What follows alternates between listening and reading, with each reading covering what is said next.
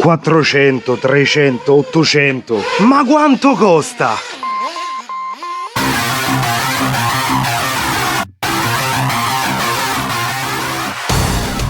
Ciao a tutti ragazzi e benvenuti in questo nuovo video. Questa mattina, prima di venire in pista, mi è venuta una cosa in mente. Quanto costa un modello da competizione della categoria 1.8 buggy? Oggi ci troviamo in pista, come ben sapete io utilizzo spesso modelli 1.8 buggy nitro e oggi mi ritrovo con la mia nuova MP10 DK3. Ci tengo a precisare una cosa molto importante. Parliamo di competizione, è inutile dire compro una radio economica, va bene comunque. Assolutamente no. Quando si parla di competizione si parla di qualità e la qualità ha un costo. Andiamo sotto i box perché qui fa veramente caldo. Mi metto all'ombra e facciamoci due conti. Qui si sta freschi. Secondo voi da dove iniziamo? Dal modello? Dal motore? Dal radiocomando? No, dall'attrezzatura ragazzi, perché con quella iniziamo ad assemblare il nostro modello e soprattutto a gestirlo e manutentarlo. Quindi quanto costa l'attrezzatura? Oggi siamo in pista abbastanza tranquilli. Cassetta degli attrezzi, cosa vuoi che sia? Qui c'è tanta spesa da fare, perché se vogliamo essere attrezzati di tutto il necessario, e qui vedete veramente il minimo indispensabile, la spesa si aggira intorno ai 500 euro. Non iniziate a dire ammazza stai esagerato e stai allargato, non è assolutamente così ragazzi. L'attrezzatura è veramente fondamentale ed è anche costosa, perché gli utensili necessari per gestire un modello da competizione sono tanti ed alcuni sono anche costosi, e se volete un video dedicato all'attrezzatura necessaria pezzo per pezzo fatemelo sapere commentando questo video, così vi vado a spiegare nel dettaglio ogni singolo utensile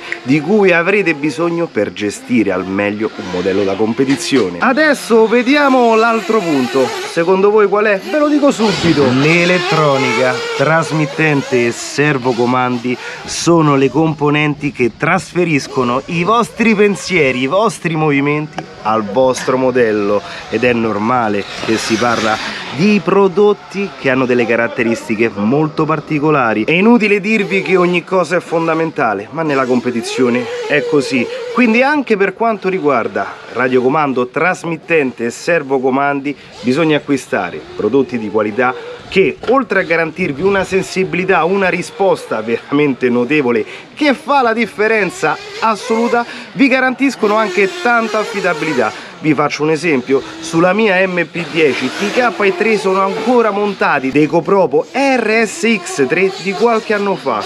Mai un problema, la qualità si paga, la qualità dura. Vabbè, voi volete sapere quanto costa un'elettronica di qualità adatta per questo tipo di modello? 600 euro. Mediamente con 600 euro potrete acquistare una trasmittente, una coppia di servocomandi e gli accessori necessari per l'alimentazione, quindi le batterie, con circa 600 euro. Naturalmente ci sono componentistiche di qualità ulteriore che costano anche molto di più, ma con questo budget ci assicuriamo una qualità top di gamma che ci garantisce un'ottima risposta e soprattutto tanta affidabilità. E adesso quali sono gli altri costi che dobbiamo ancora analizzare? Semplice, il motore. Perché secondo voi è importante un motore di qualità? Perché questo è il motore del vostro modello, quello che vi permette di girare, di saltare e di divertirvi come matti. Una motorizzazione di qualità vi garantirà meno rotture di scatole, perché magari andate in pista, il modello si spenge e lo dovete andare a raccogliere. Con un motore di qualità siete nettamente più tranquilli, e questo riguarda anche la durata. Oggi sto provando il mio nuovo Intec, motore made in Italy. Questa è la versione M3+2 con albero DLC, praticamente la full optional. E il prezzo? Il prezzo per una motorizzazione adeguata a competere oscilla tra i 300 e i 550 euro. Secondo il mio parere, con 300 euro potete partire con un'ottima combo, quindi motore e scarico, che vi permette di girare in tutta tranquillità in pista, avere una ottima affidabilità e soprattutto di competere, perché qui parliamo di competizione. I prezzi oscillano tra i 300 e i 550 euro in base ai vari marchi. Con 300 euro riuscite a prendervi un bel motorello. Ma che vi state a mettere paura? Aspettate che mo arriva il pezzo forte. Il modello, e qui so 800 euro. Questa è la mia MP10 TK3 e non è che è la più cara, perché altri modelli di altri brand possono avere prezzi similari, leggermente inferiori. Poi bisogna vedere cosa serve effettivamente per metterli a terra in maniera che funzionino a dovere, cioè che vi permettono di girare alla grande in pista. E quindi, come se niente fosse, siamo arrivati a 2300 euro circa, ragazzi, perché i prezzi possono sempre oscillare in base a quello che andate ad acquistare, sia come marchio, sia come quantità, sia se volete avere proprio tutto e via dicendo. Comunque all'incirca 2300 euro. Non calcolando la ricambistica basilare, che è fondamentale, perché non tutte le piste hanno un punto vendita all'interno, quindi se andate a girare la domenica, che fate? Un po' di ricambi vi portate, diciamo, 200 euro, dai. Ma manca ancora una cosa importante: quanto costa la gestione di un modello radiocomandato da competizione, in questo caso una 8 buggy?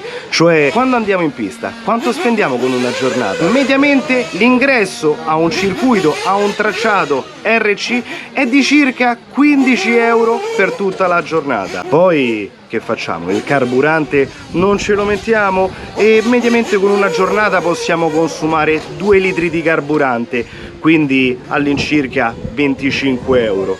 Dopodiché le importantissime e fondamentali gomme, i pneumatici, tra i 30 e i 50 euro in base ai vari tipi di brand. Ma non spendete poco sulle gomme, perché pneumatici di qualità vi garantiscono di girare forte sulla pista. Quindi per una giornata di pista si spendono circa 80 euro circa, da aggiungere al costo del modello. Vabbè, ma non è che compriamo un modello per ogni pistata, però ci tenevo a elencarvi tutti i costi che bisogna sostenere per acquistare e divertirvi con un modello da competizione. Sono rimasto un po' stretto, ma non perché non vi voglio mettere paura, perché poi dopo, ragazzi, ognuno sceglie il proprio brand, ognuno sceglie quello che fare all'incirca per gestire al meglio un modello da competizione. Queste sono le spese. Se questo video è stato di vostro gradimento, mi raccomando, è importante, iscrivetevi al canale e non perdetevi il prossimo video. Adesso vado a accendere la mia MP10 TK3. E calla, mi è partita un'altra piotta. Non è vero, sto scherzando, dovete divertirvi. Ciao!